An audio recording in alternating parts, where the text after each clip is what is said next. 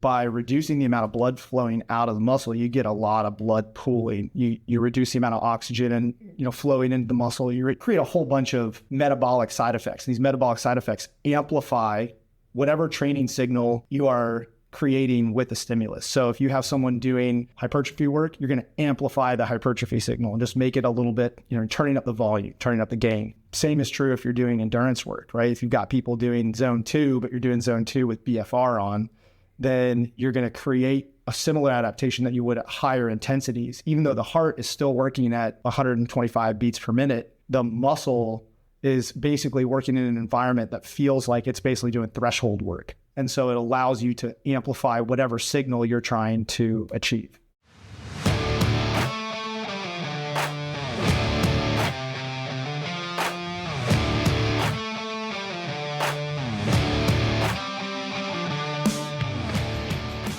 The Fitness Movement is brought to you by Zor Fitness. We offer coaching and individualized program design, as well as educational content for coaches and athletes.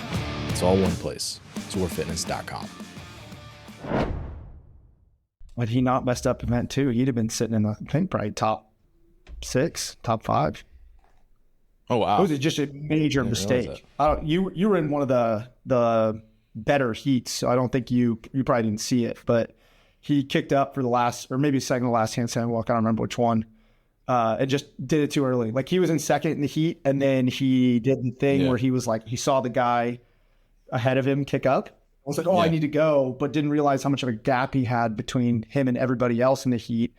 And because it's P scoring, right? Yeah. Like, it doesn't matter. If he goes out and he beats you by 20 seconds, but everyone else is 40 seconds behind you, it doesn't matter.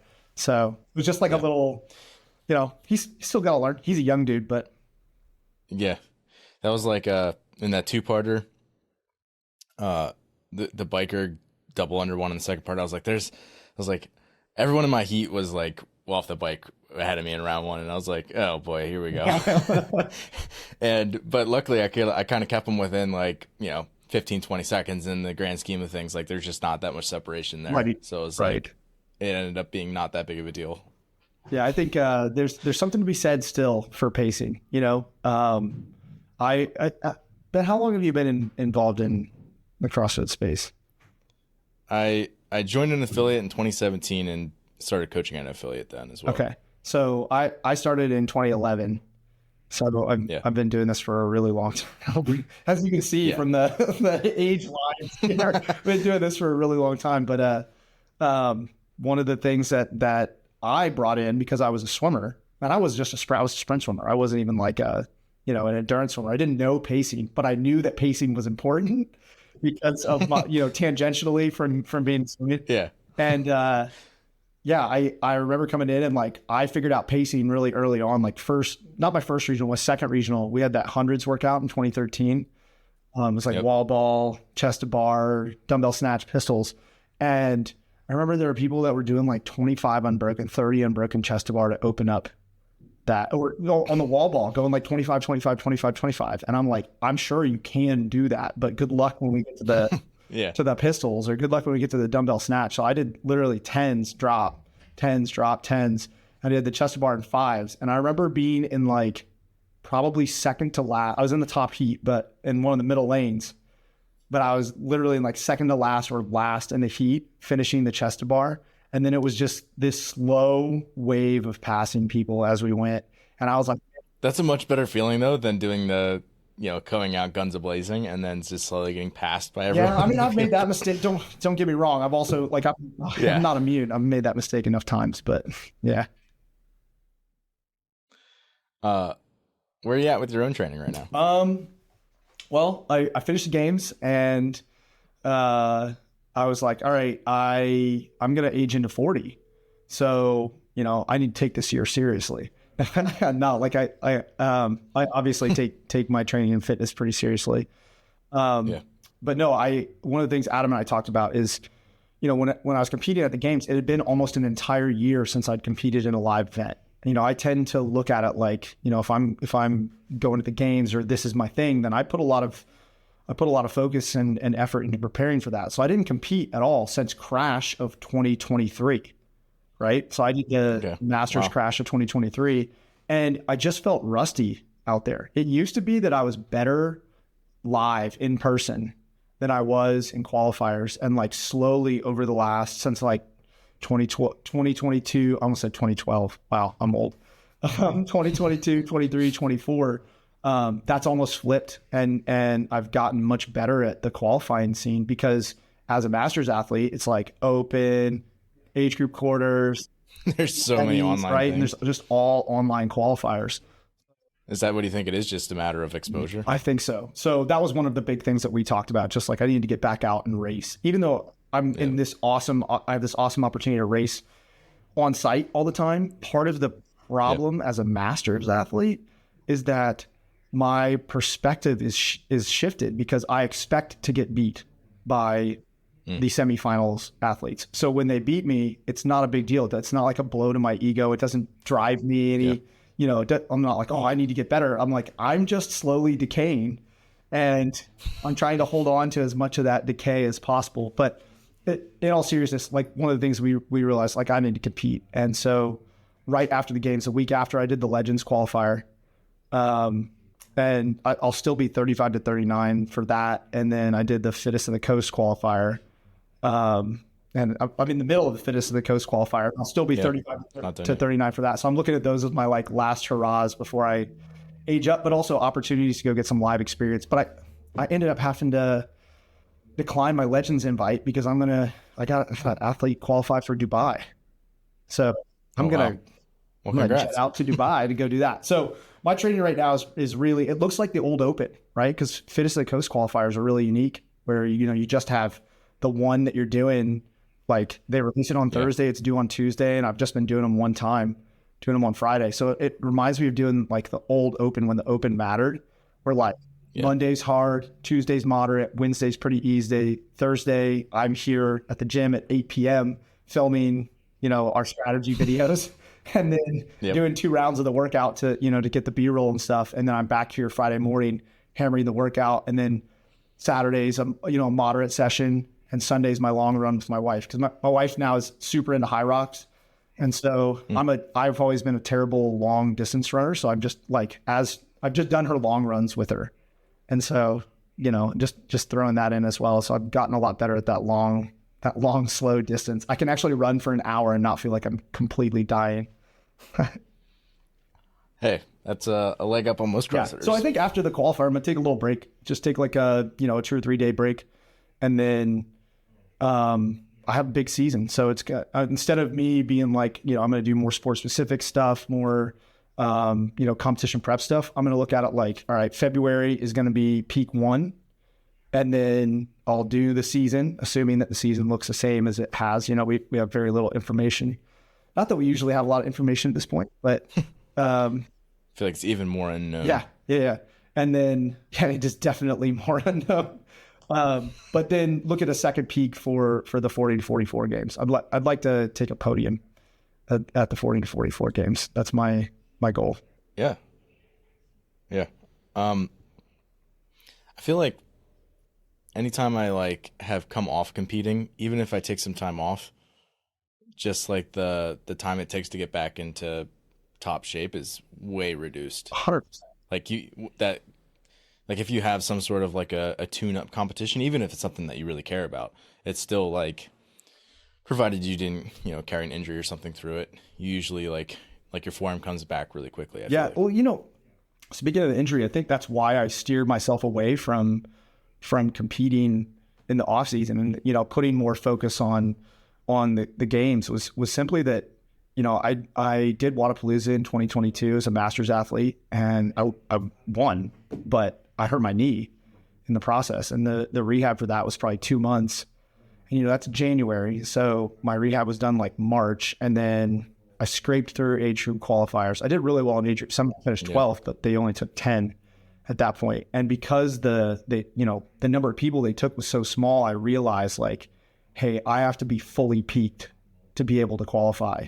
Now that all changed this year, obviously with them taking 40 athletes to the games, but we don't know what that's going to look like for the masters athletes this coming season. So, it's the same thing. Like if you decide, or like in my case, I'm deciding to compete in February, there's a risk, there's a gamble there that, anytime you compete, there's a risk that you're going to get injured. You know, you and I talked about that via text, just a little bit about how, you know, how good you felt coming off crash. And I was like, I don't know what that feels like to come away from a competition, feeling healthy. It's like always a little something like, crash.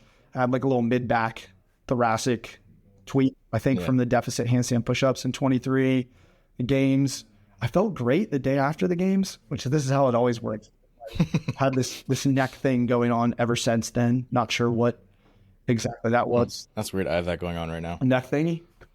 Yeah. I don't know what it is. I think it was from trying to simulate the pill thrusters with a sandbag, and it just like crashing on me multiple times on that side and just like continuing to press that shoulder and all the nerves in there. I think that's probably likely what I've got going on too, because we had a big sandbag event and we did a lot of sandbag prep, and I tend to prefer this side. And it's this side that hurts. So I'm wondering if I like cranked on it a little bit, but it's finally starting to feel better. Because you put your head in a weird position too. The bigger the sandbag gets, you start getting it out of the way. And we spent a lot of our time training with the 200, and those 200, a fully filled 200-pound bag is a monster sitting on your shoulder. Yeah. The sandbags are weird because it's like not only like a barbell, if you load it up heavier, it's still the same size. Whereas like the sandbag, as it gets heavier, it also gets larger. So then it just becomes like exponentially harder to lift it and more awkward, and you're fighting it all the time. I coach Frankie Mastriani, who's he qualified for a couple semifinals, regionals and stuff. But he's 5'6", but he's you know how like I'm 5'11", but I have like really long wingspan. I have like the long limb genotype, and he's like the shorter limb genotype. And when he carries like a 250-pound bag, his hands don't even come around the bag. It's like they're like this. You know, there's separation between it, and like the bag takes up the majority of his torso, and so it just looks like a bag with a pair of fingers wrapped around it. You know, I joked about it, so I know he wouldn't be mad about it, but you're right. And I imagine if they ever throw a 300-pound bag in like a semifinal, and he's, you know, he'll likely be there. That's going to be a big bag for someone like that. Yeah. I was joking that I made it out of my wrestling career without any cauliflower ear, but I'm going to get it from a sandbag at some point. Worm. So when I competed on the team at the games, and we did all that worm training, and we were really good on the worm because we spent, you know, most of our time training on that, thinking that was what was going to show up mostly at the games, and then we got cut before the worm showed up. But oh gosh. My ears took a major beating that year. That's for sure.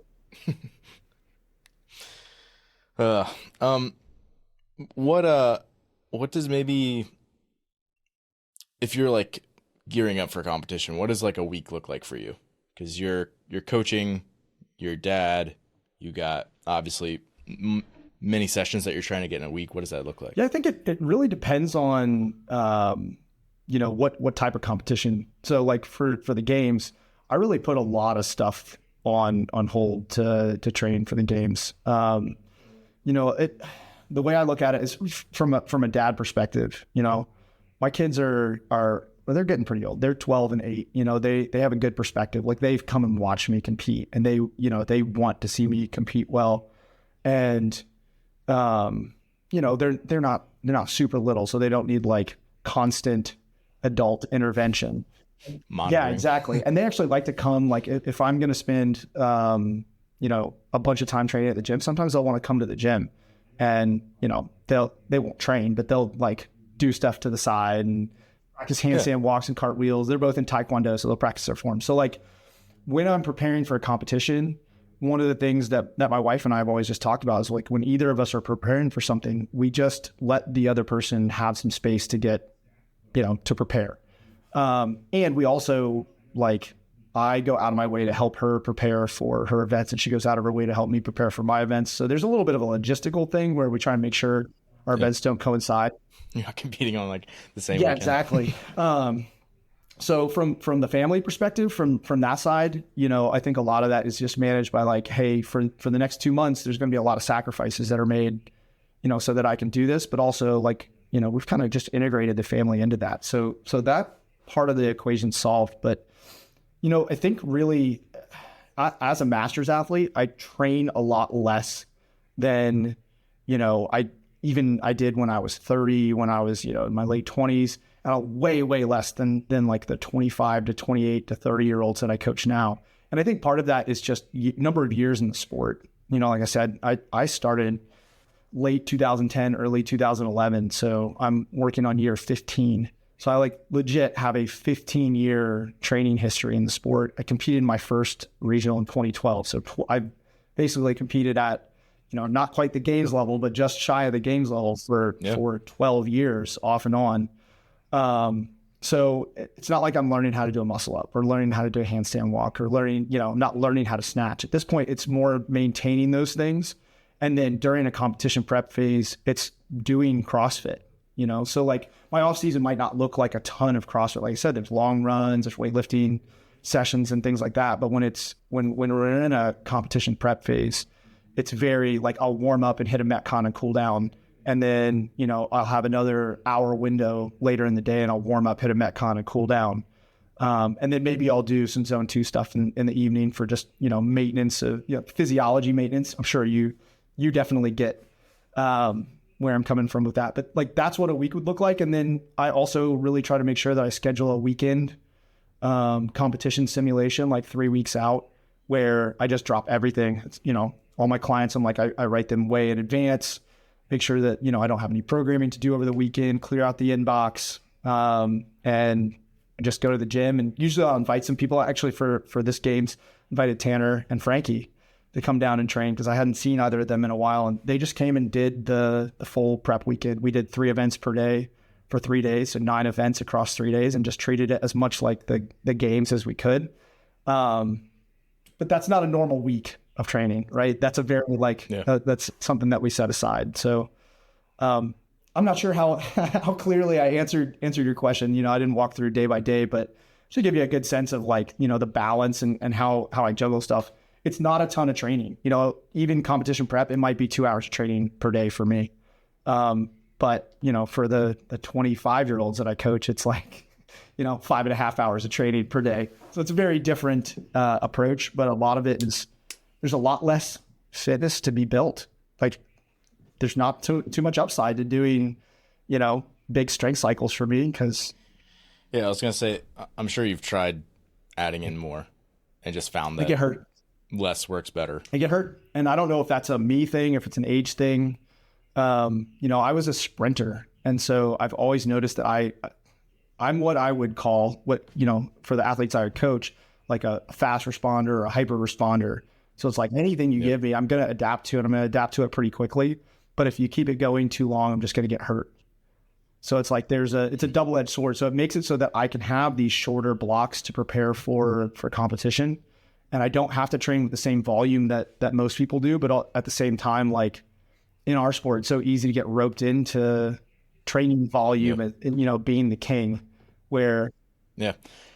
That's interesting because like us two are very different types of athletes where, as you're saying, like you're way more powerful and respond really quickly to stimuli, where I'm sort of the opposite. Whereas like if I do too much, not because I couldn't handle it, I just get weaker and weaker. The strength metrics come down.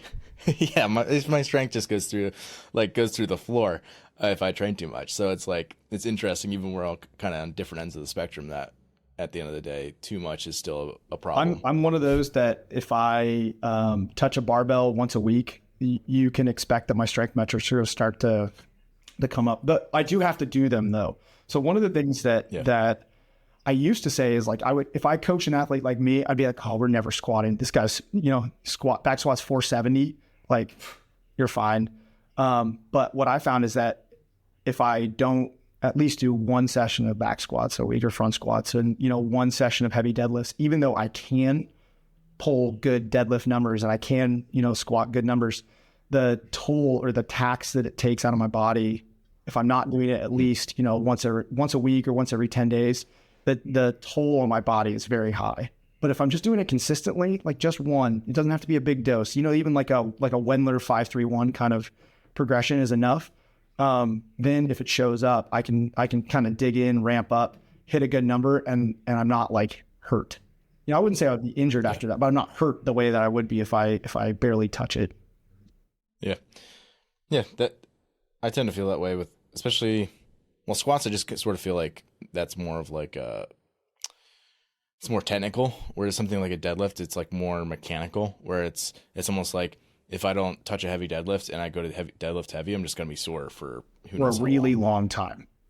Yeah. Whereas like if I just do it once in a while, even if it's just like build to a heavy single where it's not super ugly or something, like minimal tax, but that way when I actually go to do it, I'm not messed up for you know what I've been doing with people recently is I've been really into reverse bands, especially deadlift and you know, heavier squats, back squat, front squat, and using, I don't know, kind of a bastardized West Side conjugate style where it's like max effort for the day with reverse bands, versus using it like, you know, a lot of people think about it as a speed day. You know, when they think of bands, they think like a conjugate speed day, but instead of that, I've been using it just like true max effort for the day, which is not a 1RM, right? It's like West Side style max effort. But having people pull just to a heavy single and just doing that, you know, with like a Rogue green band, like a 1 inch, maybe 1.5 inch band, man, it maintains people's top end strength so well. And some people actually will build their top end strength from like one exposure to that each week. Yeah. And I couldn't tell you, I think I understand the physiology behind it, but I'm not sure that. I was just going to say, do you think it's the strength curve? I think the strength curve plays a role. I also think that what it's doing is it's teaching CrossFitters to leverage momentum.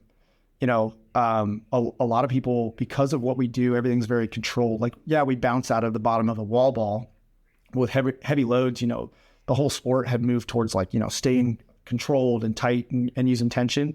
And like doing reverse band back squats, what you're trying to do is get someone to leverage speed out of the bottom and drive through their sticking point. And they're just building confidence in their ability to do that, because in the bottom it's just a little bit lighter. You know, they might be using, so say their back squat max is 450, you know, they might be using 460 or 475, and they're popping out of the hole, and they're learning to leverage momentum through that sticking point, which I guess, because if you don't build this bar speed, you're going to get crushed halfway you're going to get stuck right when that band gives up. You know, because at some point when you're coming up, the band just doesn't do anything anymore, and you don't have momentum to bust through that. You're going to get stuck. If you give that to people once a week, man, just in a few weeks, they're going to blow through sticking points that they used to get, you know, trashed in lifts. And I think it has, at least from what I found, it has really good transfer back to the Olympic lifts, because, you know, that's where people get stuck in a squat clean. Interesting. I'm loving it right now. Good. I mean, anything else right now has got you excited that you're playing with? The Breathe Way Better. You familiar with it? Is that the thing you're walking around with at Legends? Yes. Yeah. The isocapnic. So explain what that is. So it's I mean, I think I have an idea, but I don't know specifically. Yeah. At its most basic level, it's a bag that you're breathing into that captures CO2, so you can rebreathe your own carbon dioxide. Now, why in the world would you want to rebreathe your own carbon dioxide? Well, the whole idea is that you know, if you want to breathe at high respiration rates when you're at rest. I was going to say you pass out unless it's a lot of CO2. Pass out because you start to breathe off all your CO2, right? But this keeps it isocapnic, which means, you know, steady level of CO2. And so you're just basically rebreathing all of your own carbon dioxide. And what that does is means at rest, you could breathe at really high respiration rates. So like when you think about someone doing a CrossFit Metcon, they're probably breathing at like 45 breaths per minute, right? Right now at rest, you and I are probably breathing at about 10. So what it allows you to do is isolate the respiratory system and build endurance in the respiratory system without taxing your shoulders, your knees, your hips, or your back, which for an old fart like me is a really good thing, because it allows me to, my respiratory system's always been like my biggest weak point, right? The first thing that goes whenever I'm, you know, when I did Miko's triangle, for example, the first thing I knew that the wheels had fallen off when my respiration rate was just through the roof, and I felt like I couldn't keep up. And training with a tool like a Breathe Way Better, which is an isocapnic, you know, carbon dioxide rebreathe that lets you train at really high respiration rates. It just teaches you to get comfortable, builds coordination at high respiration rates. So like one of the things that I'll have people do when they start playing with it is we do a test where every 30 seconds we increase breath rate by 5 breaths per minute. So you start at like 15, which is just like at rest, and you're, you know, big full inhale, big full exhale, and you build all the way up until they fail. And failure is the inability to get a full inhale and a full exhale, staying on the cadence. And you'll find that a lot of people will fail around 50 or 55 breaths per minute, but it's not because they're getting tired. It's not because their diaphragm or respiratory muscles are fatiguing. It's simply that they lack the coordination to breathe at high respiration rates effectively. And you can feel that. You go out there and you sprint on an assault bike, when you feel that respiration kick up and you're like, oh no, I'm breathing too fast. It's literally that your nervous system is perceiving you don't have the coordination to breathe well at high respiration rates. And if you can train that coordination, then people can start to get more comfortable. No, I'm not saying it's comfortable, but comfortable quotes, breathing at high respiration rates. So that's the breathe way better. And I've found there's other uses for it, right? Improve CO2 tolerance. It can do some other really cool stuff with, expansion. You can see people improve their like respiratory metrics, like, lung volume, functional volume, and things like that. But I think the big thing is improving respiratory coordination and respiratory endurance, which with a lot of the old breath tools, like a power lung and things like that, they were respiratory resistance training, which improved the strength of those muscles, which is great for bracing and powerlifting, but not as effective for the kind of high respiration rates that we see in CrossFit or endurance sport. So that was a long-winded way to explain it, but that's great. Do you know what kind of is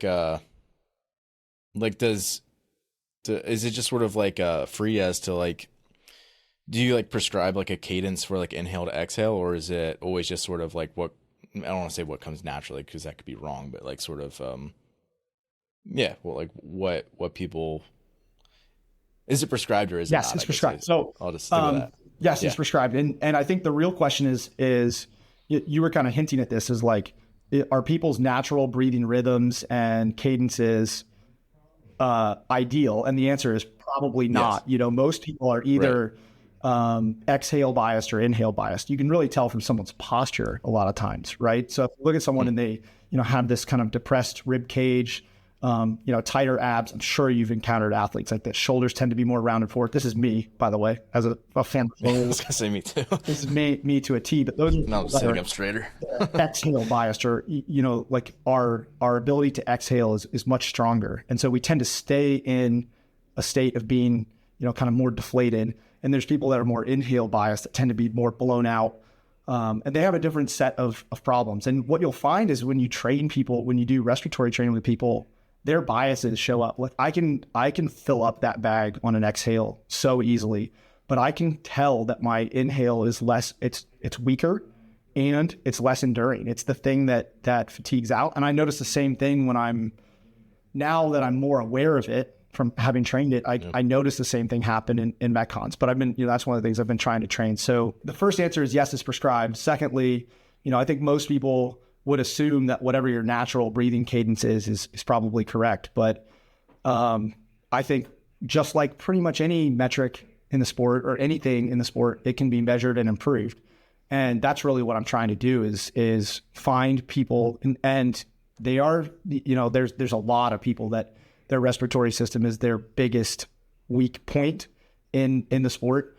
So what I'll do is I'll do that respiratory step test, like I said, and that'll give me an idea of what their kind of max is.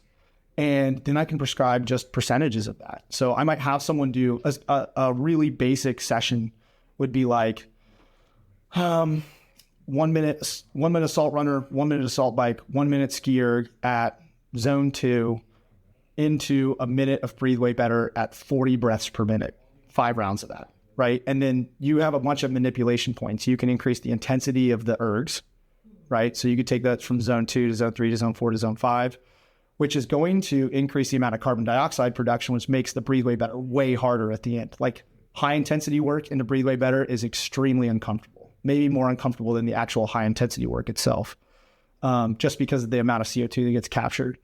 But then you can also mess with the respiratory frequencies, right? So you can increase respiration rate to like their max. Say your max was 55. So we might do that where it's like 1 minute assault bike, zone 3, 1 minute breathe way better at 55 or 50 breaths per minute. And we're just working on building up some CO2 and getting you really comfortable at high respiration rates, and maybe do 10 rounds of that. So that's 20 minutes of you basically riding at zone 3 heart rate and then maintaining near maximal respiration rates. And what you're doing is you're building the endurance, coordination, and comfort at those really high respiration rates.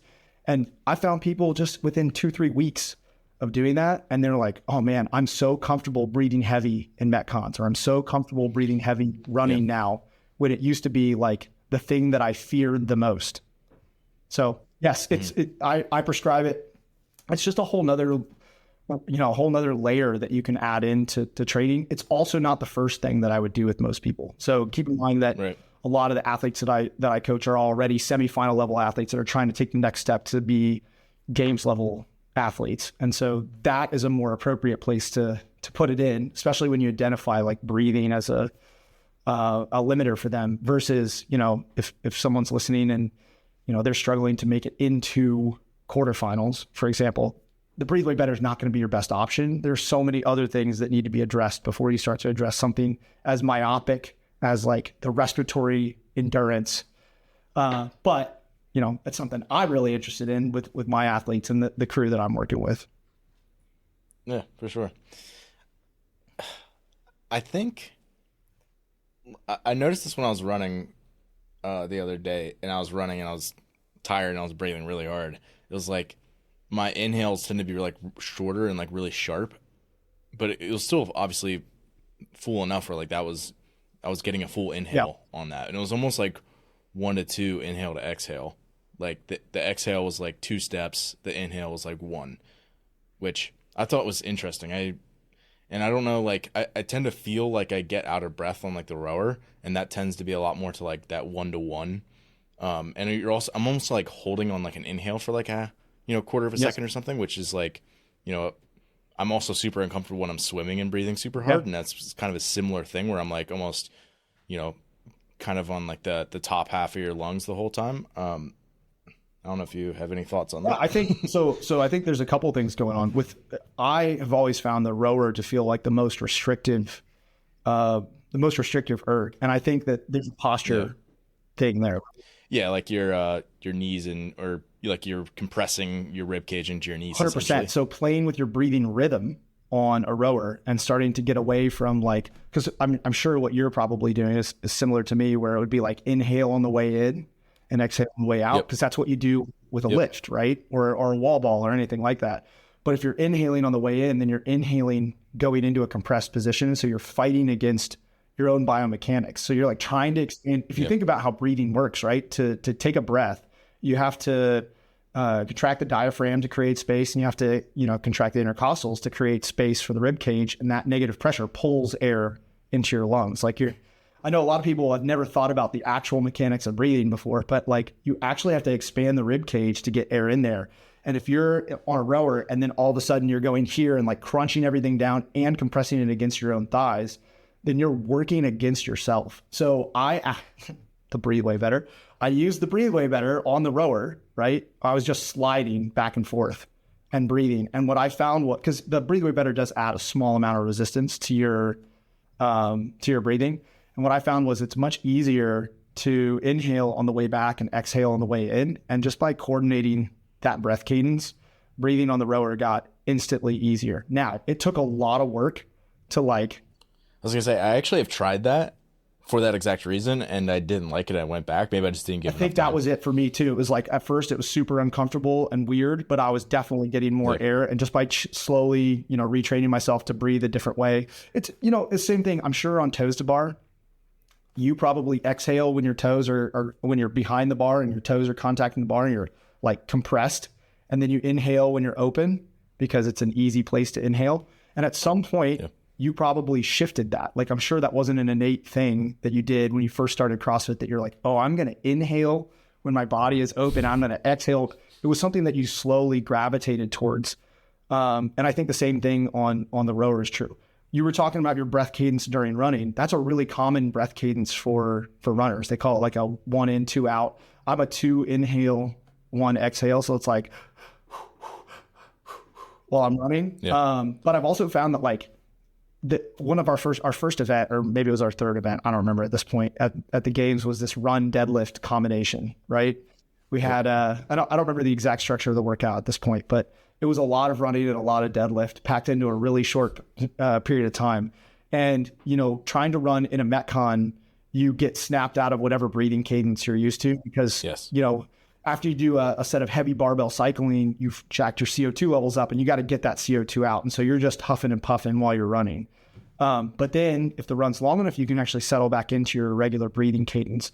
So I think it's important for CrossFitters who train, who are going to compete in live events that have running, to train both long, continuous running to just learn your cadences and everything, but also to do CrossFit style running.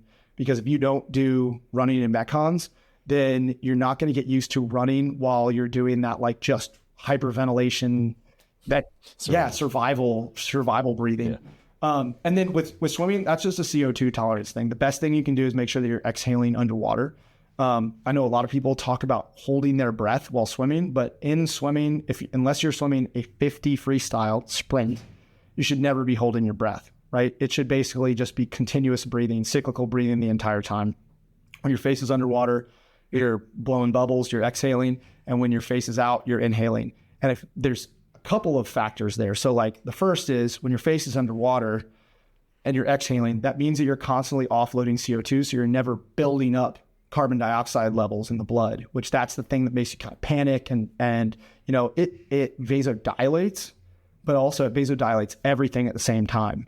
So like, instead of you giving blood to the working muscles, it just sends blood everywhere in the body. Not a good thing.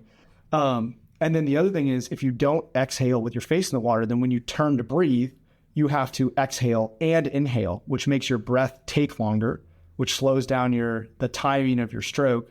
So rather than just staying in this rhythm, you end up like, and then back into the next stroke.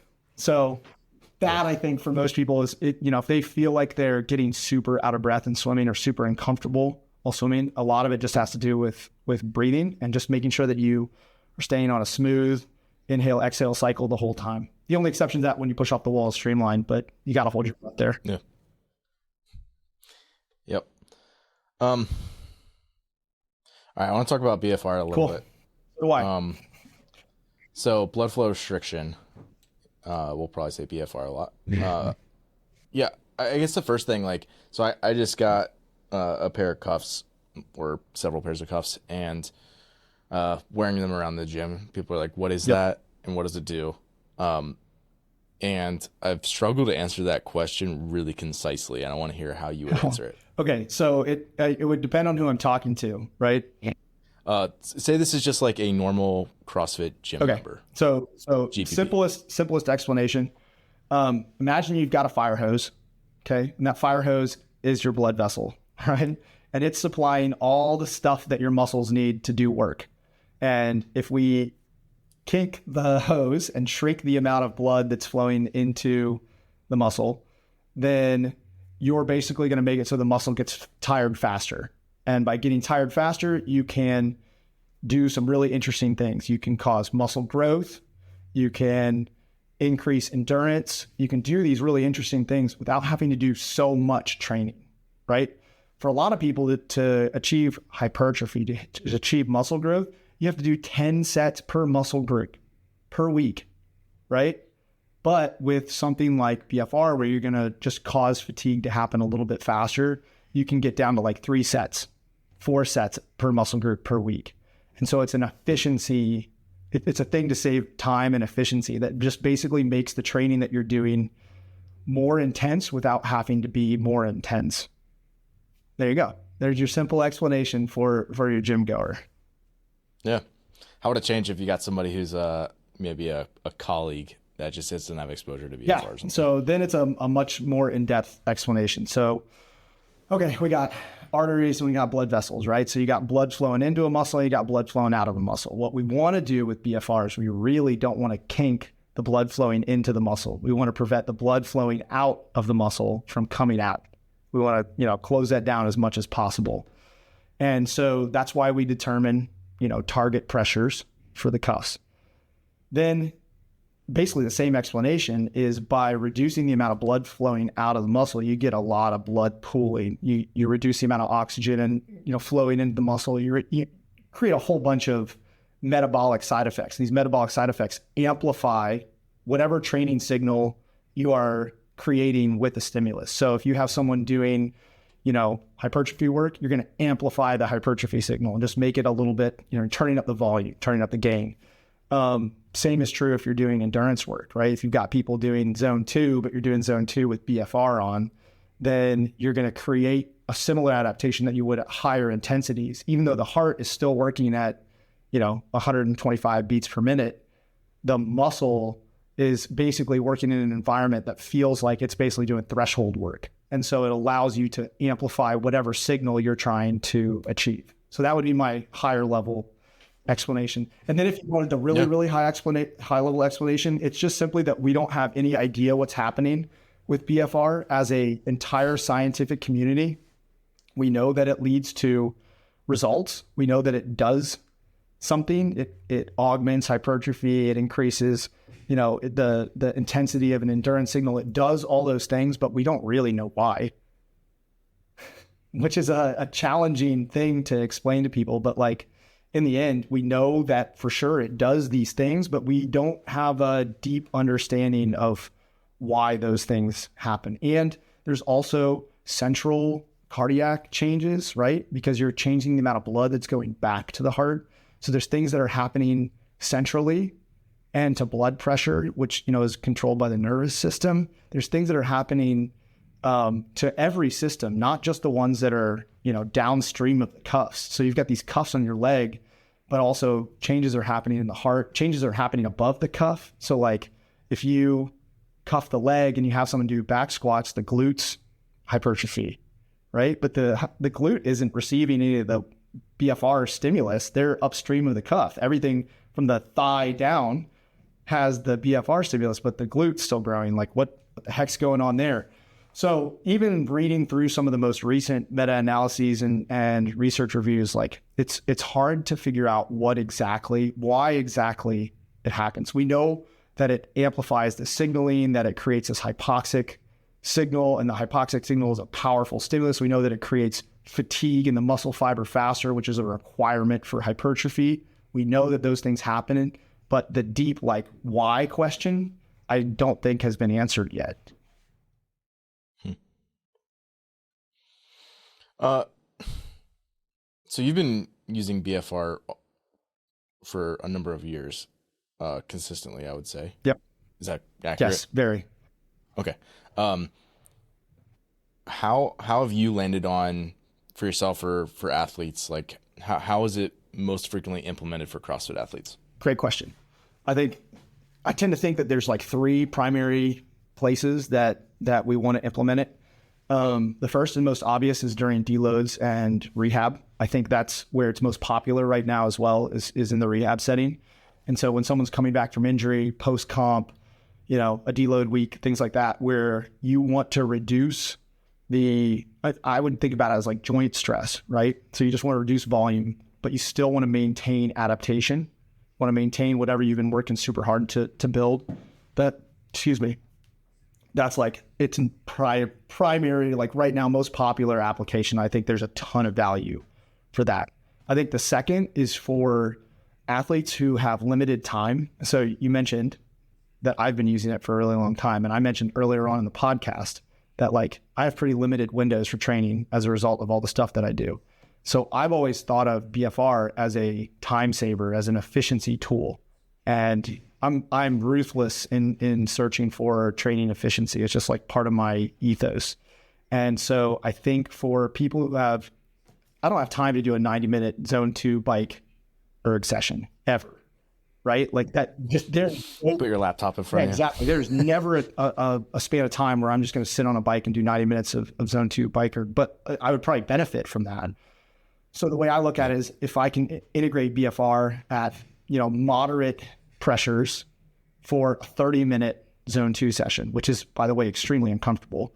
I don't know if you've played around with it with zone 2, but even, operating at 120, 130 beats per minute at, moderate pressures, it's incredibly uncomfortable. But in theory, you're getting essentially the same adaptations that you would get going 90 minutes on the bike. Like you're basically just amplifying the signal.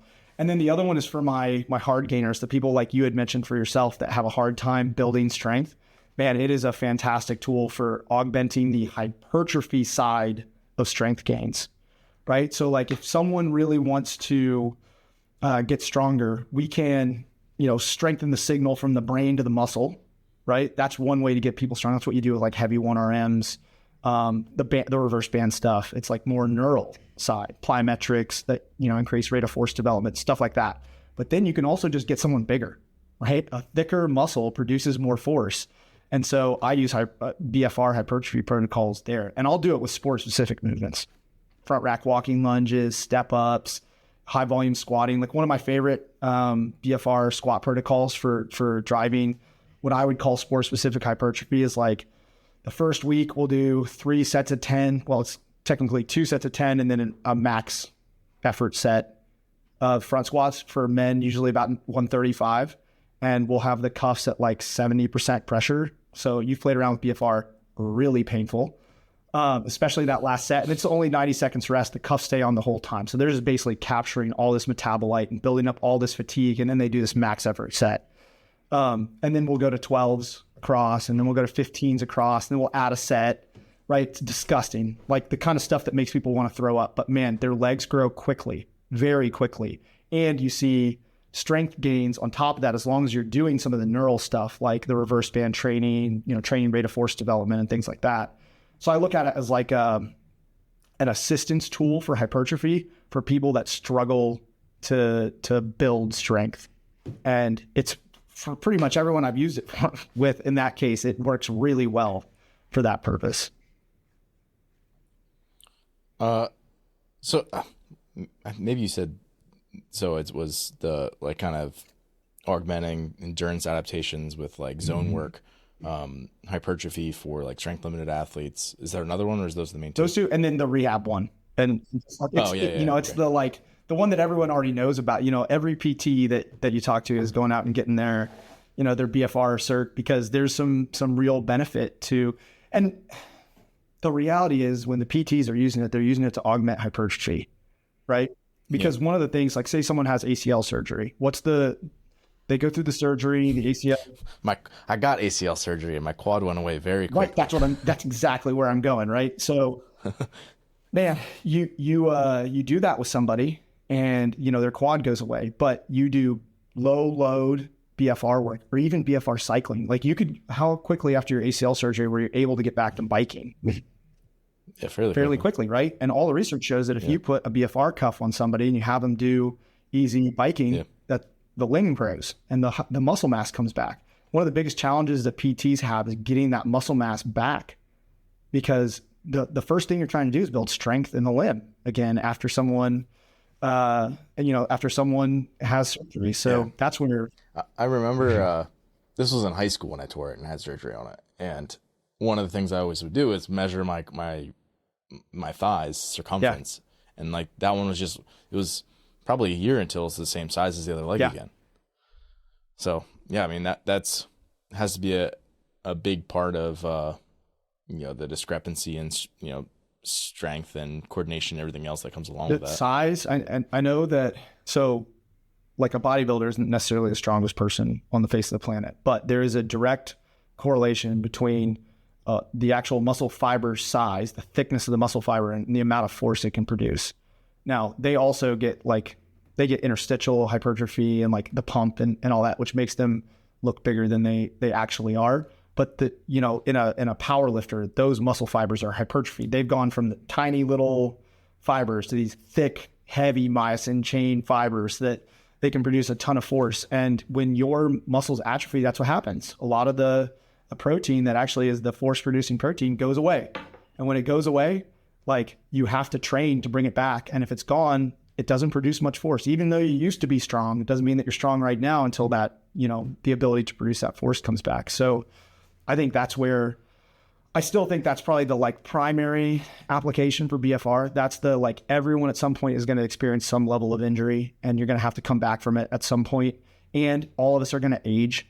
and as you age, you're going to lose some muscle mass. Luckily, I haven't gotten too far down that path, but I think by the time people are in their 50s and 60s, I just did a big analysis of this for our conditioning course, where, body weights start to deteriorate, where muscle mass and strength levels start to deteriorate. And it's right around, late 50s, early 60s that you see the big drops, the big drops start to happen in muscle mass and everything. And I think with some of the masters athletes that I've worked with at that age, incorporating BFR, they're not losing muscle mass anymore. They're actually putting on some muscle mass and putting on strength relative to, the previous 3 or 4 years. They're not going to get stronger than they were when they were, 25 or 30. But I think that's another place that aging, not just in sport, just aging in general, that BFR may be a fantastic tool. My dad, he's 75 and he's got a set of BFR cuffs and he wears them when he walks to the gym. So it's 15-minute walk and he wears them when he walks to the gym, and his thigh circumference is increased by 1.5 inches in like months. Wow. With no other changes to his training, no other changes to his diet. It's just a hypertrophy augmenter. That's awesome. I feel like I waddle when I'm walking in BFR cuffs. I wouldn't want to walk 15 minutes. No, it's terrible. I tried walking the dog. I tried mowing the lawn once. I was like, efficiency, I told you. So you should go. Ruthlessly trying to find efficiency. I decided to walk the dog once, and I didn't make it very far. And I was like, that was horrible. Plus it was a downhill walk. And I was like, that was really horrible. But then I mowed the lawn one day with BFR cuffs. I feel bad for my neighbors. They're probably like, this is the strangest man. He's got these bands around his legs, mowing no shirt on. Doing the inflatable balloon breathing as well. Yeah, well, I'm sure they've all seen that because I just stand in the garage with my phone. I don't care. Yeah. Oh, man. So maybe we go through 2 examples, and we could probably use ourselves since we're so different in a lot of ways as athletes. But yeah, we're both trying to be the best CrossFitters we can. So in that way, we have commonalities. Sure. So, maybe we could do like me for like squat strength, which is like obviously strength based and lower body. And then maybe for you, we could do something like a handstand push up, which is upper body and more like strength capacity work. Yeah. Maybe just take us through, you can pick whichever one you want to start on and just kind of like walk through like what potential like protocols you could do, or maybe like how you would think about outlining training. And that doesn't necessarily just have to be like BFR stuff. It could be like, for example, if you're having somebody squat twice in a week, maybe the one session is BFR, others not, for example. Yeah. Ben, we'll call this Coach Ben. Coach me, please. Here's what I would do. I think my first session would be reverse bands. So we would go on a cycle where the first week you build to a max effort triple reverse band high bar back squat with tiny little bands, the little Rogue orange bands. Then the next week we'd use those same bands, but you'd go to a max effort double, and the next week to a single, and then you do a deload week. Then the next cycle through that, you go to the Rogue red bands and you go all the way through it. Then you go to the Rogue blue bands, you go all the way through it, go to the Rogue green bands, you go all the way through it, then a green plus an orange, blah, blah, blah, blah, blah, blah, blah. Okay. So you go through 20 weeks of that, and you get really, really, really strong just from doing that. But there would be a part B to that session. Part B would be a really basic 5-3-1 front squat. So you go, week 1 would be 5-5, 5+, which is like a max effort set at 75%. And then the next week would be 3-3-3 up to a top set at 80%. The last set of 3 is a max effort, max rep set. And then 5-3-1, the last set being max rep set. So that would be your Monday. For you, might put some BFR step ups after that, just as a little, like a finisher, like a lot of people talk about finishers, even though I tend to try to use a lot of science application and training. I have found the finisher to be a really good hypertrophy augmenter. And so you'd probably finish with like some max effort, max rep step ups using a similar protocol that I talked about for the front squats. Then your second big squatty session would probably be on Friday.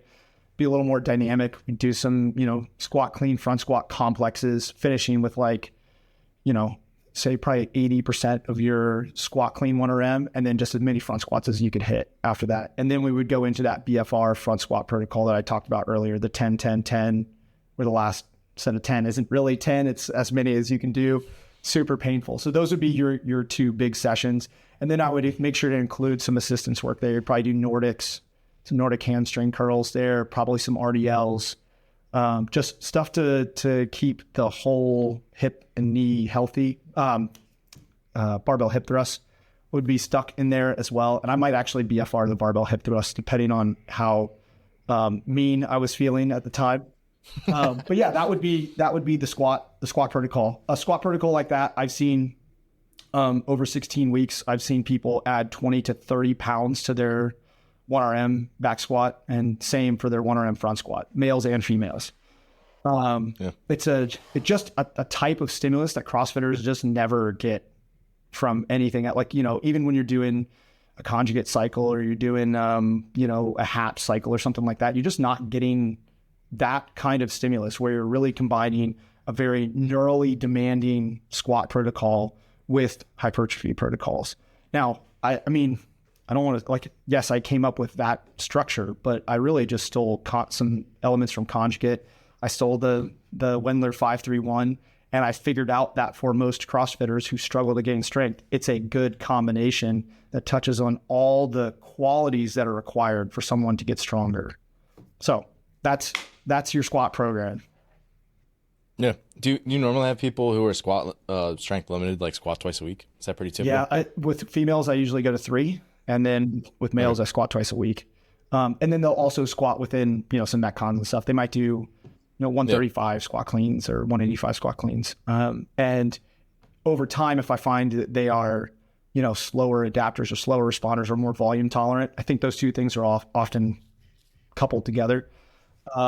Then, I may add a third session for males. But I've always found every female I've ever coached is way tougher than every male I've ever coached. They can handle so much more volume than us. It's not even funny. So they automatically get their third squat session. It's just automatically dropped in there for them. All right. Handstand push-ups? Yeah, let's do it. Okay. I'm going to cheat because this is actually a protocol I've used for myself. It's just one session a week was all that was really needed for it. And it's so simple. It's you do an AMRAP minus 1 set. So it's just as many reps as you possibly can, leaving 1 rep in reserve or 1 rep in the tank. You do that every 90 seconds. And I start with 5 sets. And then for the remaining time, you get on I used an assault bike because that was the only bike I had at the time, but jump on a bike. So basically something to pull the blood out of your arms and back into your legs. So you're creating, the original concept was a lactate shuttle, but I'm thinking more just blood shuttle, right? You're pumping all the blood into your arms, then you're going to pull it all out. Then you're pumping all the blood back in your arms or in the handstand push-ups, and you pull it out on the bike. Now, the caveat here is that we're doing this with BFR. So the cuffs are at 70%. So basically, as you progress through the 5 sets, you're getting to the point that your arms are they've doubled in size because they're, right? We've kinked that hose and blood's getting in there, but it's not coming out. So your arms have doubled in size throughout the course of the protocol. And it's just one of the most effective little tools that I've used for it. And what I'll do is, first week 5 sets, second week 6, third week 7, 8, 9, so on and so forth. So definitely one of those things that it's progressive and extremely painful as usual. Ben, I can't hear you anymore. Sorry, you're good. All good. I muted myself and forgot. Classic virtual meeting stuff. You're all good. Yeah, so a protocol like that. And then I usually did some assistance work afterward. I love using the rope attachment, overhead tricep extensions, because if you think about I'm going to slide over. When you're finishing a handstand push-up, right? There's our finish. So I'm doing rope attachment, overhead tricep extensions as my finisher for a protocol like that. But I only do that once a week because I found with upper body BFR work, it is way more just taxing than lower body BFR work. So that one session will leave you sore and with performance decrements in pressing for 4 days afterward. So I would usually schedule that on a Wednesday before Thursday rest day. So you get a full day of rest. And then I would go no upper body on Friday and then start to touch upper body again on Saturday. I've done similar things with dip variations, with BFR. It's hard with dip variations because if you're doing them on the rings, then, it rubs on the cuff. But doing, bar dip, parallel bar dip, work with that, and then trying to get that to translate over to ring muscle ups has been a fantastic tool. But I've also tried to do muscle ups 2 days later, and like I'm failing the dip on rep 7. So like that's what I'm getting at is like the fatigue accumulation from doing that in the upper body is just way more severe than the fatigue accumulation in the legs. It might be a CrossFitter problem, right? Like we all do so much squatting and so much lower body volume that we're super resilient in the legs and maybe less so in the upper body. Or maybe that's a me problem. I'm not sure. But yeah, those would be my big protocols for improving either one of those things. Yeah. And like you kind of said this before, like this isn't for beginners because it's gonna limit the amount of exposure you can get to other things, like you're saying. Like if you're really messed up from it and you're kind of doing like the handstands, push-ups are specific, but you might be doing accessories that obviously aren't like sport movements, then it's like you're losing opportunities to work on sport development, which is fine for somebody like you who's been competing since 2011 or whatever. But for somebody who's new, like you wouldn't go to that right away. No, definitely not. That would be like the last, that's the last step in the progression. Well, maybe not the last step, but it's like late in the progression series. Like if someone who was, let's say 3 years into training used that squat protocol that I gave you, first off, diminishing returns. Like you're already using the most advanced protocols when you should be doing a hatch cycle and figuring out how your body responds to a hatch, or God forbid, German volume training, like get some squat every day protocols. But like for real, they should experiment. I did all that stuff. I messed around with all that and figured out that it wasn't for me.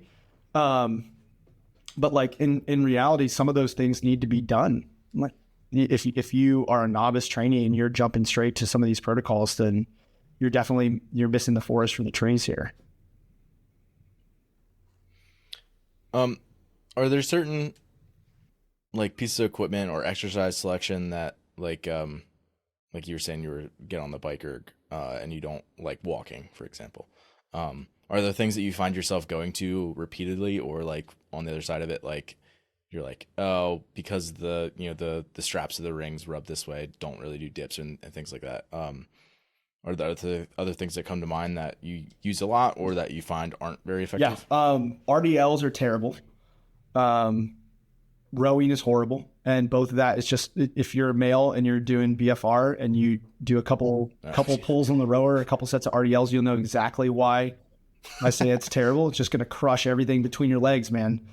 So there's a big one. Obviously the straps with BFR for any ring work is like, you can't do muscle ups with BFR, ring muscle ups. Yeah.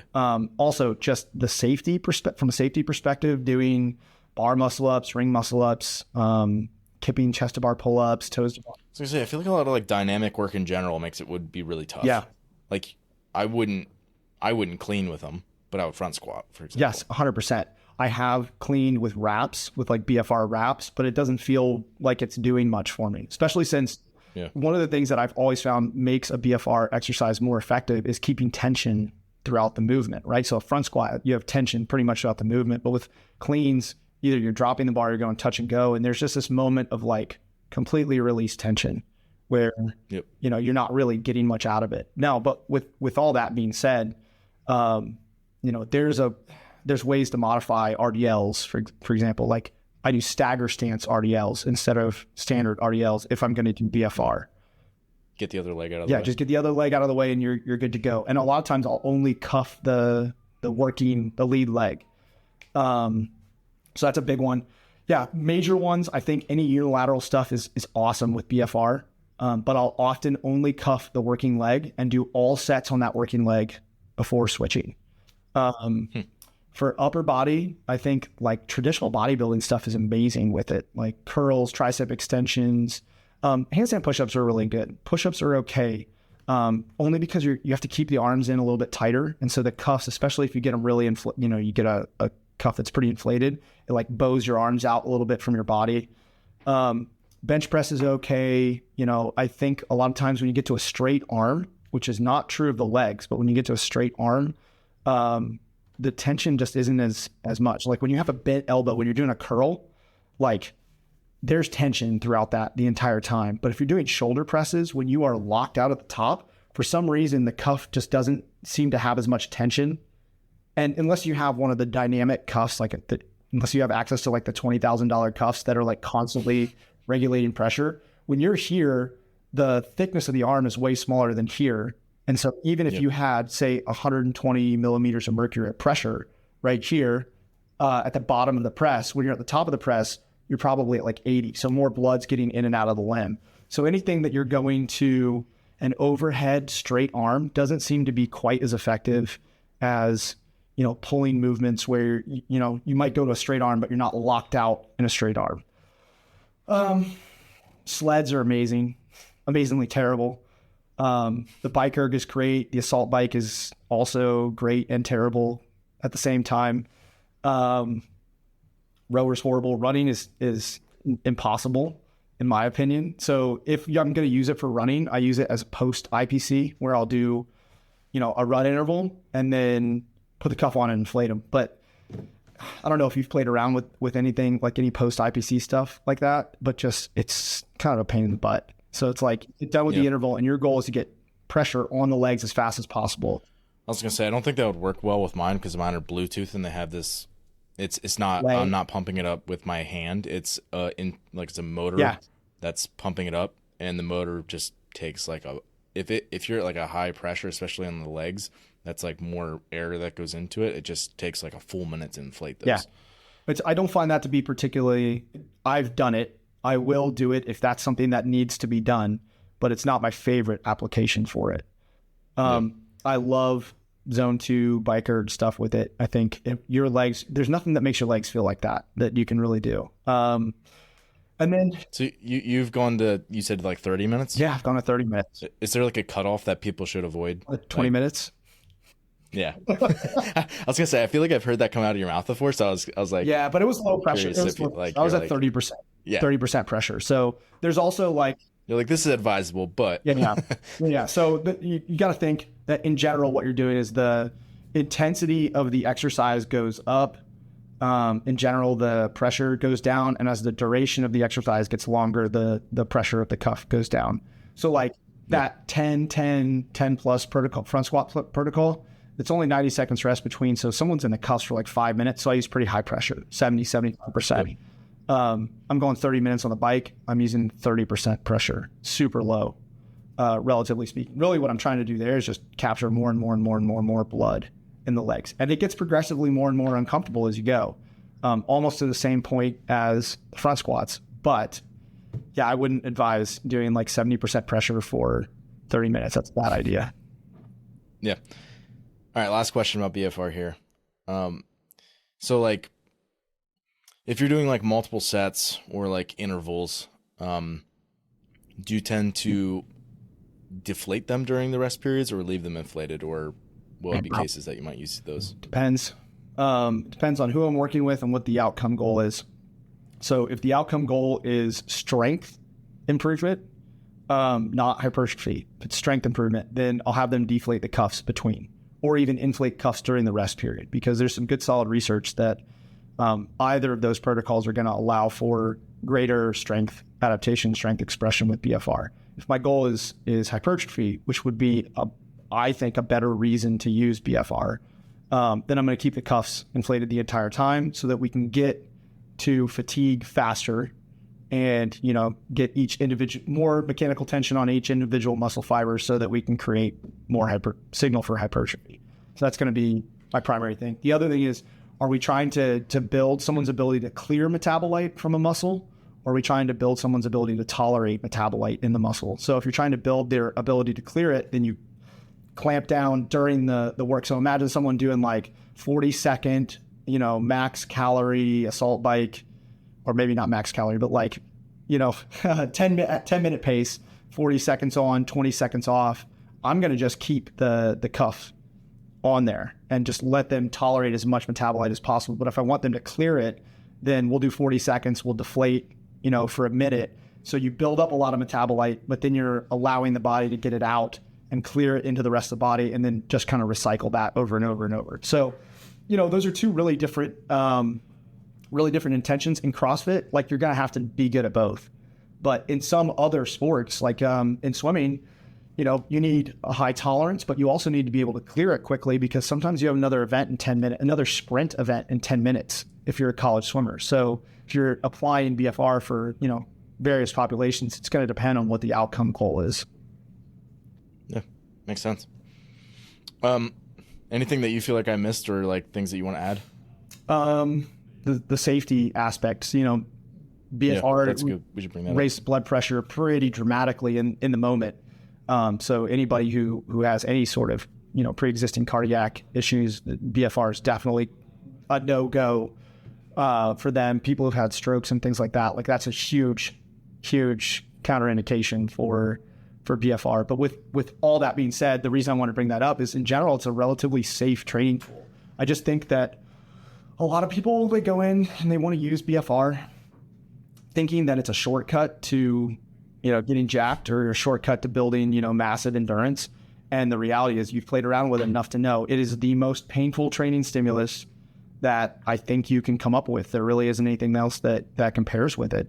So, I think if you want to investigate BFR, if that's something you want to dig into, just keep in mind that it's just as hard and just as much work. It might make things happen faster, but it's just as hard and just as much work as, traditional training. It's not better than it. It's not anything like that. It's just another avenue for achieving a similar goal, and maybe just a little bit faster. But to get there faster, you have to go through a lot of pain.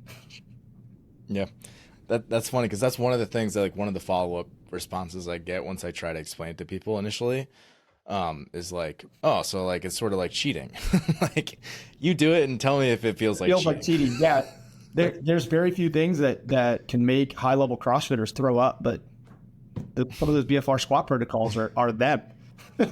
Yeah, gross. Well, sweet. I think we'll leave it there. So you said maybe the next time you're going to compete is... Wait, you said you're not doing Legends anymore? Not doing Legends because I'm going to be heading to Dubai, which I think is going to... Oh, yeah, you're coaching there. I coach Dubai, and then I think we've got 3 athletes competing. So I've one that I coach, and then Max has 2, but I was going to go over there and help everybody out. And then... Have you been there? I'm going to compete at Fittest of the Coast, so in February. It seems like a long way away right now, but I'm sure with how much stuff, Thanksgiving and then Dubai and then Christmas, and then... then the season starts, like we'll know when the Opens happen. So it's all going to happen like real fast. Yeah. Your calendar will fill up. Exactly. Already did. Well, sweet, dude. Appreciate it. Of course. This was great. Thanks for listening today. If you're someone who just started listening to the show, I would encourage you to subscribe so you can stay up to date. If you're someone who's been listening for a while, I would encourage you to rate and review the show. And lastly, the best thing that you can do to support our work is also the best thing that you can do for your performance. And that is by hiring one of our coaches. Until next time, stay the course.